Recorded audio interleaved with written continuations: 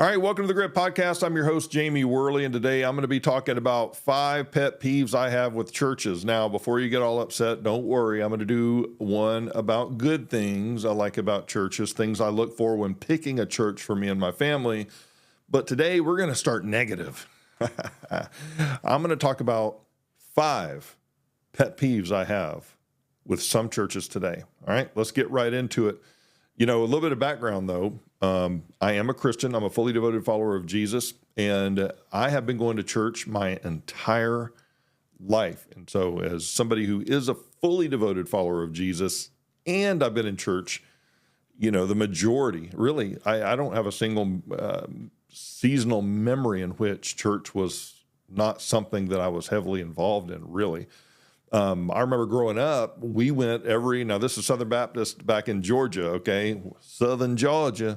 Actually, we were in Augusta, Georgia, but we went every Sunday morning, we went every Sunday night, and we went every Wednesday night to youth, and we did not miss.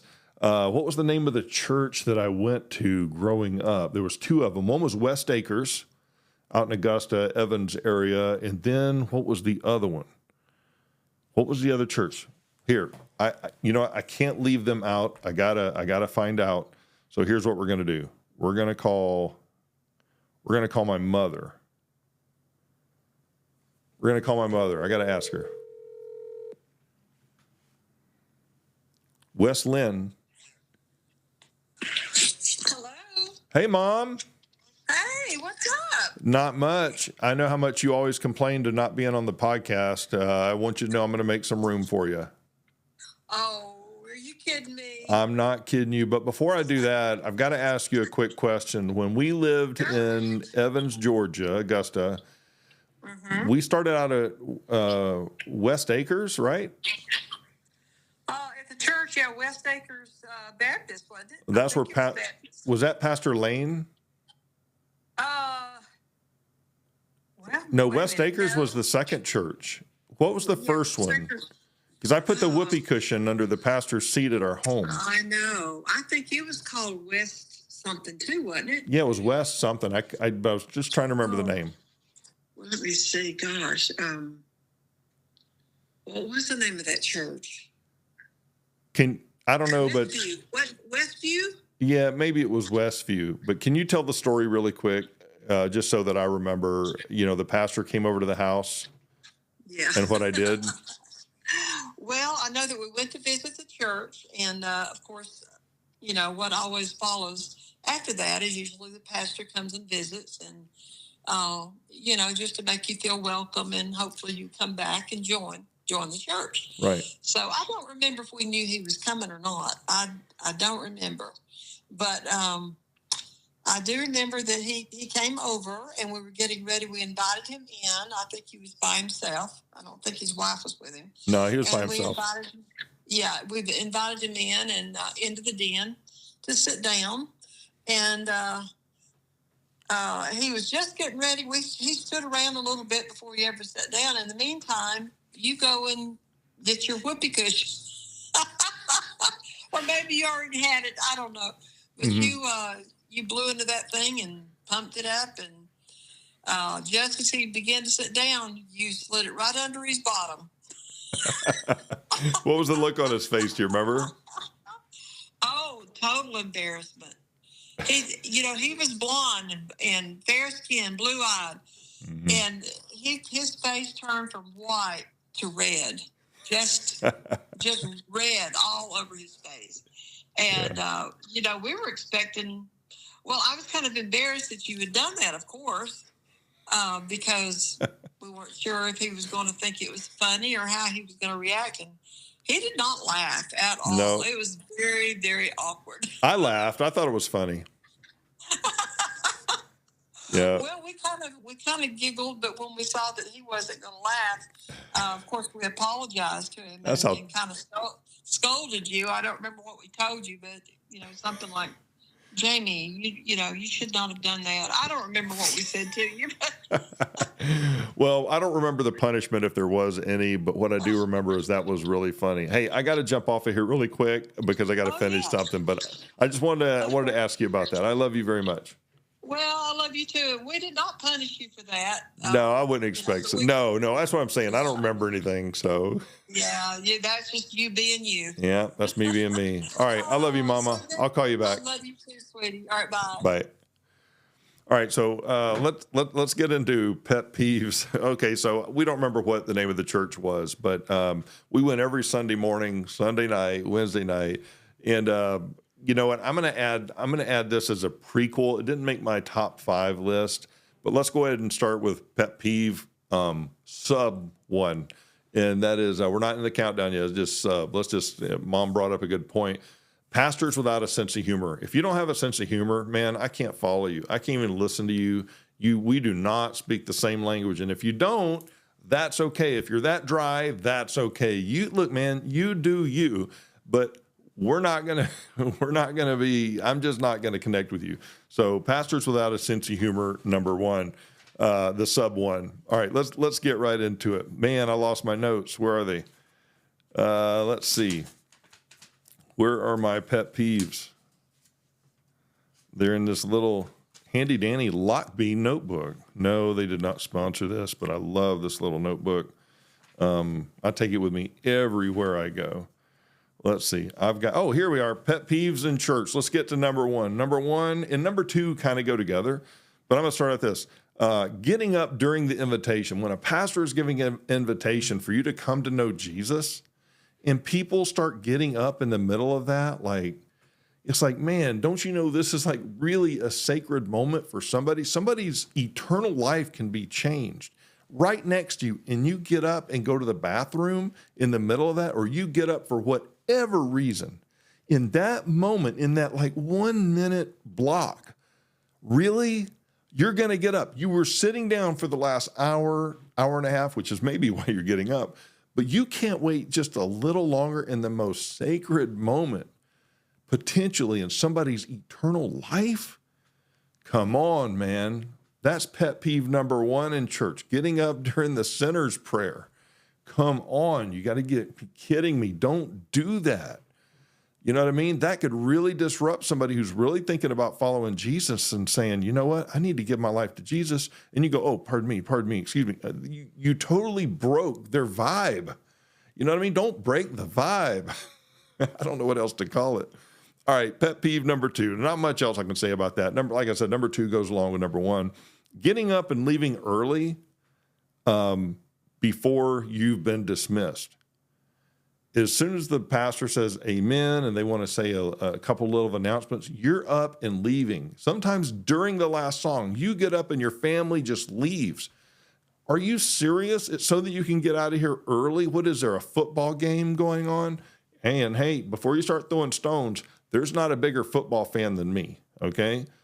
Back in Georgia, we're like, Pastor, Baptist, you let us out at noon, okay? That's just it. Okay, we get out at noon, and they were typically really good about it. Not so much today, but that's okay. It's not about football. It's not what Sundays are about. It's not what going to church is about. Okay, can you not just wait till you're dismissed? That's why there's, quote unquote, a dismissal. That's when it's appropriate to leave. Yes, of course, you have the freedom to leave early, but just out of like integrity and respect. You know what that is? Integrity, respect. Do you know what that is?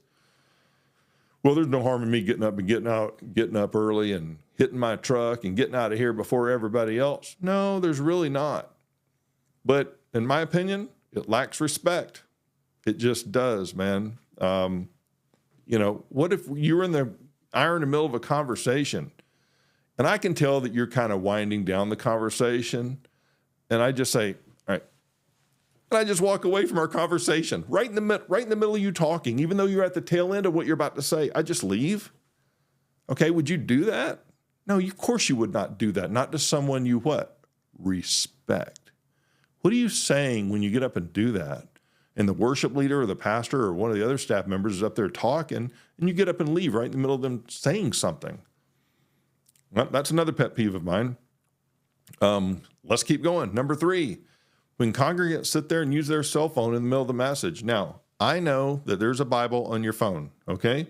I get it. I have the Bible on my phone too. Let me encourage you with something. get a physical Bible. There's just something really cool about that, man. There's just something real intimate about having that and not looking at a screen yet for just another thing to do. Not only that, but you're going to get distractions on here. And it's not even about looking at your Bible, okay? Using your phone for something other than the Bible. Now, I know I came from Life Church. It used to be lifechurch.tv. Now it's life.church back in Oklahoma City. U version, they invented that. Bobby Grunewald. And so that I get. The church notes being on the app, I get. That's cool. That's fine. But using your phone, checking your Facebook and your Instagram and all this other stuff, returning texts and phone. Dude, can you not just focus on things of the Lord for like just 2 hours maybe at most? What, 2 hours? You can't do that? No, you can. You just choose not to because you're addicted to this thing. Using your phone for other than Bible and taking notes at church is another huge pet peeve of mine. It's just like, I don't get angry about this stuff. I just get irritated. You know what I mean? These things. Also, getting up during the invitation to Jesus, that's a big deal. Getting up in the middle of that, not being sensitive to people around you. Getting up and leaving early before you've been dismissed, that's just as disrespectful. Not quite the eternal consequences, so to speak, at bay or possible, but using your cell phone. Number 4, I'm going to get a lot of hate for this one. Screaming babies. Now, on an airplane, I get it. You can't leave. There's nowhere to go. What are you going to go stick the baby in the bathroom and just shut the door? No, I'm kidding. But at church, when babies are screaming, number 1, I understand not taking your baby to the nursery. Some people don't understand. Just take your baby to the nursery and drop them off. It's no big deal. You know what? There have been some bad things that have happened, and I understand when a parent doesn't want to drop their baby off to some total strangers. I don't care how many background checks, to some total strangers to care for their child, okay? I get that. So if you want to hold on to your child, I give you no grief for not taking your child to the nursery. I'm not saying church nurseries are bad or they're risky or dangerous. I'm not saying that. What I'm saying is I understand not taking your child to any nursery, dropping them off. I get it. That's all don't read into it. That's all I'm saying. But when your child is screaming in the middle of the sermon and you sit there and hold the child, patting his or her back, and the baby just will not quit screaming. And you sit there, and you sit there, and you sit there. All the while this baby is screaming. Your baby is now the focal point of the entire church. And maybe there are some women, okay, it's typically not the dudes. You can throw all the rocks you want. It is what it is. Some women really like that attention. They do. And that's why they don't get up out of respect for what's being said, for the pastor, for everyone around, and they just sit there and let their baby scream. What are you going to say to her? You're not going to say anything to her, right? And guess what? She knows it. Okay? Well, how can you say that? Because I was a pastor for nearly 15 years. I've dealt with all of this. I've had conversations with women who said such. Who's going to say anything to me? It's all about them. That's not every case. Some women and dads, too, are just completely oblivious. They are completely oblivious to how this is affecting everyone else. Maybe because they're used to the child screaming at home. I don't know. Don't care. Get up, take your baby to the lobby out there so people can show up to church and listen to the message, okay? The message that they're hearing from the pastor is far more important than paying attention to you and your cute little baby, okay? Pick the baby up, walk out, okay? If you can't calm the child down, take them out, okay? Just leave. You don't have to leave the church, but get out of here, okay? Be respectful. Some of you, I don't like the way he's talking. I don't really give a rip, okay? This is my podcast. This is my opinion. You got a screaming baby, get up and leave, okay? If you can't calm that child down, have some respect. Number 5, loud talkers during the preaching and prayer. Believe it or not, if you're a churchgoer, you know this happens. Believe it or not, during the sermon, people will turn and talk to one another about anything, okay? It's one thing to whisper something about the sermon to your, the person next to you. It's another one if the person doesn't know how to whisper. And my wife is one of them. Now, she doesn't do it in church. My wife, everybody who knows my wife out there, they will, and Joe, hey, I'm telling the truth, sweetheart. My wife, God bless her soul, she does not know how to whisper. We could be talking about a birthday present. We're going to get our daughter Jaden or son Jacob or Alyssa. And she would do something like this. I think she would really like blank. And it's that loud. Literally everyone, you could hear it in another room, okay? And people will whisper like that in church. They'll whisper like that, and it's not a whisper, so let's just not call it that. They're talking in church. I'm saying you can't say anything. I'm saying when it becomes disrespectful and distracting. Have you noticed a trend here? Disrespectful and distracting. Yeah, that was the other word. Disrespectful and distracting. Notice a trend? Yeah, all of these are disrespectful and distracting, in my view. Maybe in your view too. Let me know down in the comments what I've got right and what I've got wrong. But the loud talking, especially during the preaching and the prayer, what are you doing? You can't talk and listen all at once. You can do one or the other. God gave you 2 ears and a mouth so you can listen twice as much as you speak, right? You've heard that before. Man, can you not? Can you just not? For this brief little splinter of time in your week, can you just not? And so those are the 5 pet peeves. I gave you a sub one, right? A pastor with no sense of humor. And in these are all criticisms of congregants. Let me give you, let me give you a 6th one. No, 6, 7, 8. I'm going to give you a few more. I'm going to look more at the pastor and the staff now. Okay. We've already picked on the congregation. Oh, Mr. Shepherd, you are not getting away unscathed. You and your staff. All right. Pastor's edition. Here we go. Number 1, it's not necessarily the pastor, but you are responsible. Number 1, staff taking photos during worship and the message. When your worship is happening on the stage and you're up there preaching and all that, and you have staff members with these big DSLR cameras with the nice lenses, and they're taking photos of you, every angle of you, every angle of the guitar player, the drummer. You are like doing a documentary of something, but you're constantly taking photos of the people on the stage. Why? Just tell me why. Maybe I'm missing something. If you know the reason, put it down in the comments below. I would like to know why people are taking photos of you continually. Now, let me say this. I get when a church is trying to document their history as they're moving along in life and growth and those types of things. I don't think there's anything at all wrong with that. You're taking photos for the website, maybe some online content, that type of thing. But when you're taking literally hundreds of photos of the pastor every single week, what if it's only 50 photos? Gosh. And the worship team every single week. What are you doing? Who are you highlighting here? What are you doing?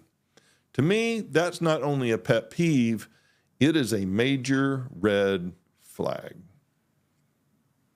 Okay? You are not that important. Let me talk to you, pastor.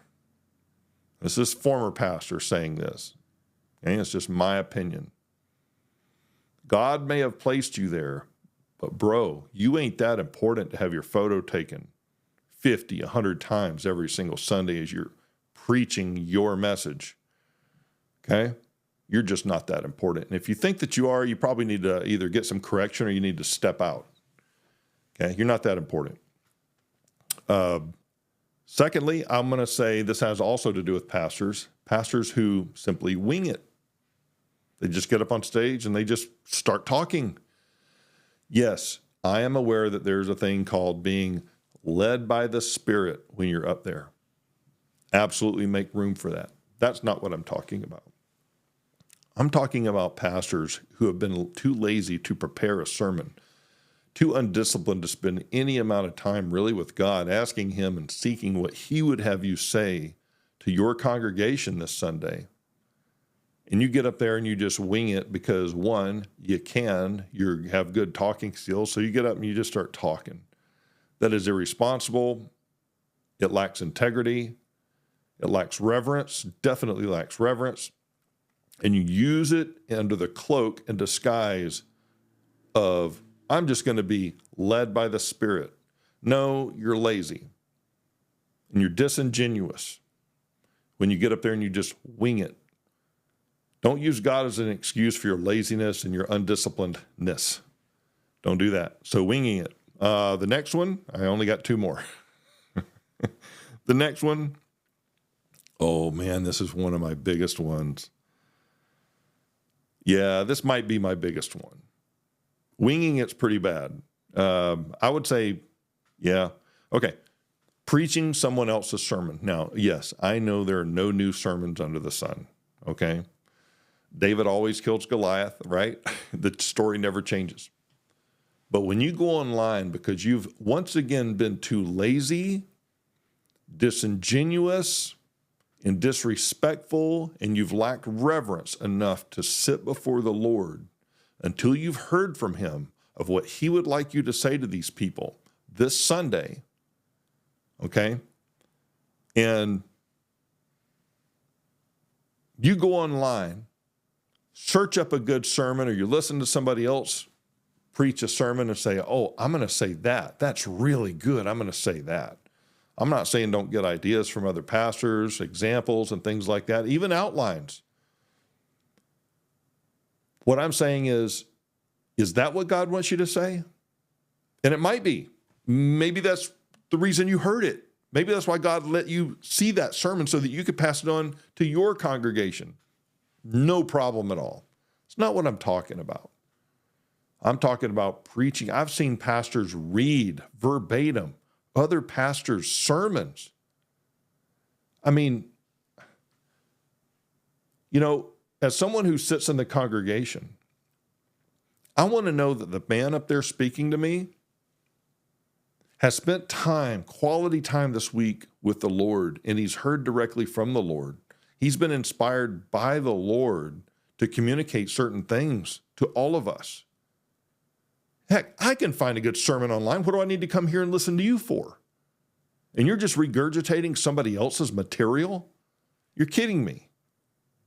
You know, they give comedians a hard time for regurgitating things, jokes that have already been said by other comedians. Oh man, they get blackballed for that stuff. Preachers? Not so much. Mainly because the congregates don't know. Let me ask you this. If you're a pastor who doesn't know, let me ask the congregation. If you knew that your pastor was regurgitating and reading off a sermon that he heard from somewhere else, and he's just going to give it to you, how would that make you feel? Do you really feel like that message is from God, that God gave that message to your pastor and passed it on to you? And if not, what are you listening to? You're listening to somebody else, other congregation's message that God gave that pastor for those people. Could it be that message may not be what God wants you to hear in your season of your life? I've got a big problem with this, And I remember I brought this up at my last church when I saw it happen. And I'm like, that's unacceptable. That cannot happen again. No big deal. I'm like, maybe I just see it wrong. If I have it wrong, comment below. Tell me where I'm right. Tell me where I'm wrong. Comment below because, you know, you probably have pet peeves too that I'm not going to get to. I've only got one more, by the way. This is one more that just came to my mind. I've only got one more, but maybe you have others. Put them below. Pet peeves. And listen, as hard as I am being on the church and pastors, don't worry, we're going to get to the good stuff, just not in this episode. I'm going to lift up the church. I love the church. I'll always be a part of the church. I'll never separate myself from a gathering of believers, okay? I'm not one of those Christians that says, I don't need a church to be a Christian. No, you don't, but you need brothers and sisters who love the Lord just like you do. People you can learn from. You need to worship together with each other. You know what I mean? You need to learn together. Well, that's what church is supposed to be.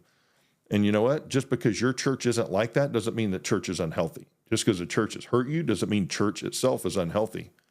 You know what I mean? Don't write off the church because somebody at church hurt you or a church hurt you. I just recently had a church hurt me. Unbelievable. I've never seen anything so ungodly in my life. Maybe I'll talk about that at some point. But here's the thing. Don't write off church because you've had a bad experience at church. That's like me going to get down to Guitar Center, okay? And I walk in and some 15-year-old is in there butchering Sweet Child of Mine by Guns N' Roses, okay? It always happens. I walk in and something either Sweet Child of Mine or Eruption or some other famous guitar song is being played, and whoever's in there is just butchering it. I mean, it's terrible.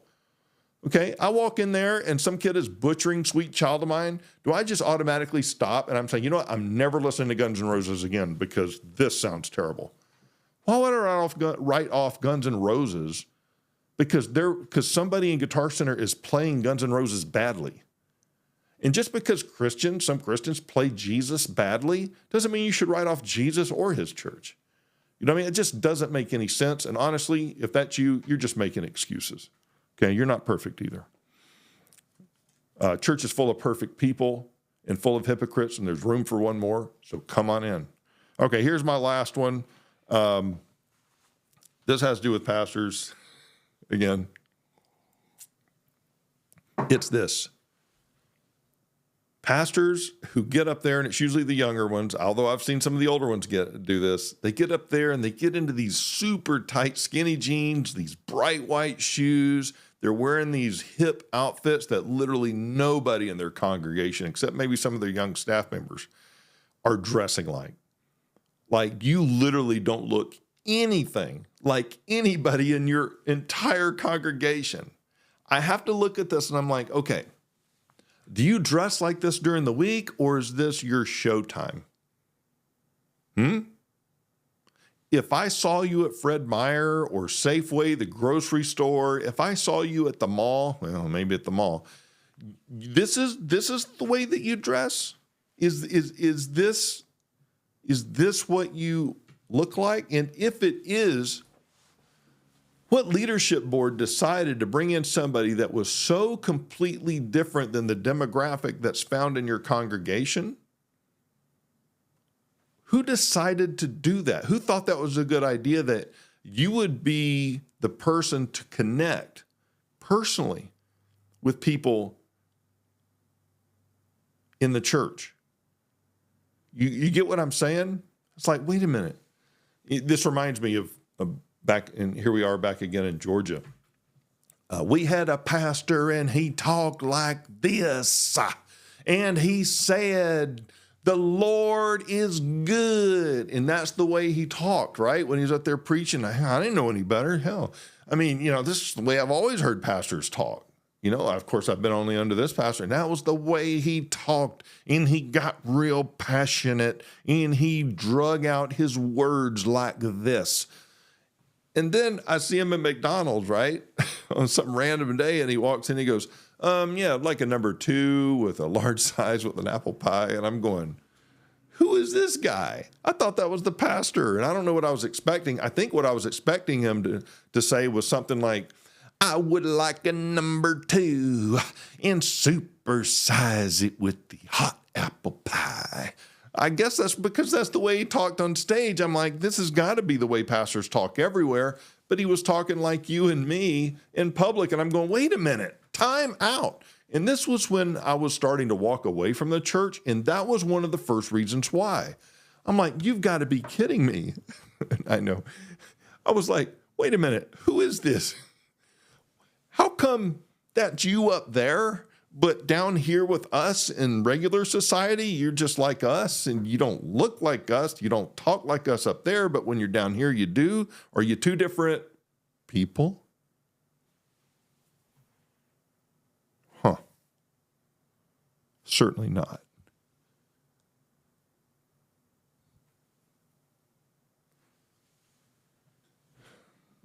If you are not who you authentically are on that stage, you need to get the frick off. Because I don't want to talk to you. I don't want to hear from you. I can't deal with people in sheep's clothing. I don't know if you're a wolf. I don't know if you're something else. But when you're up there pretending, you're reciting somebody else's material, you're dressing like something that you're not, you're talking like something you're not. I don't like you. You don't know me. I don't need to know you. I've seen enough. I don't like you. You need to retire. You need to get off the stage and let somebody else who is authentic, who is who they truly are, the way Jesus was, the way the Apostle Paul was. They were who they were, and they didn't give a crap what you thought about it. They heard from God and they told us. That's who you need to be. Anything more than that, you need to leave. You need to get off. You need to get corrected. Then come back. You want to build an empire with your little church? You're going to drag along volunteers and not have a single conversation with them for 4 years? It's just a matter of time. It's all going to come down. And the rest of us who see it, who see through your crap, we're going to watch it. We're going to watch it happen. Mark my words. These pet peeves, some of these are fun. Your day is coming. Get real or get out. We don't need this.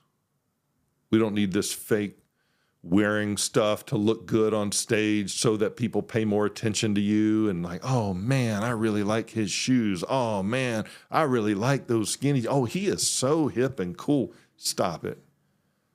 Stop it. If that's who you are, great. Be who you are. My guess though? But let me assure you of this. There are some of us out there, and I'm one of them. You can think this is arrogant all you want. I really don't give a crap what you think. Here's the deal. I see you. I see you. And I'm not the only one. Being a pastor is literally the most important thing God can call you to do right here on this earth, to be a leader of his sheep. A minority of us, sheep, we can see you, and we're not following you. I don't care how good you talk. I don't care what your vision is. I don't care what your building program looks like. I don't care what your blueprint for your ministry looks like. All those things, well and good, with the right leader. So I'm going to say this one last time. Then I'm going to leave this alone because I get really hot with this one. If you're a pastor and you're not genuinely who you are, I got nothing to say to you. Nothing. Other than leave, get some correction, come back when you've humbled yourself before the Lord. You're ready to hear from the Lord and speak to people.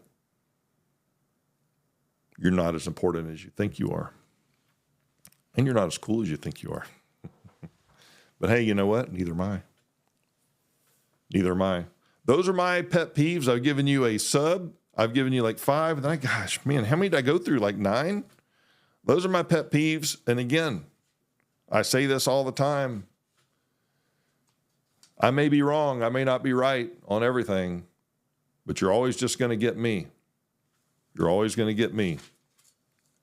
But that's my opinion. And I'm sticking to it. Hey, man, God bless you guys. Hang in there. Next time I'm going to be talking about what to look for when picking a church.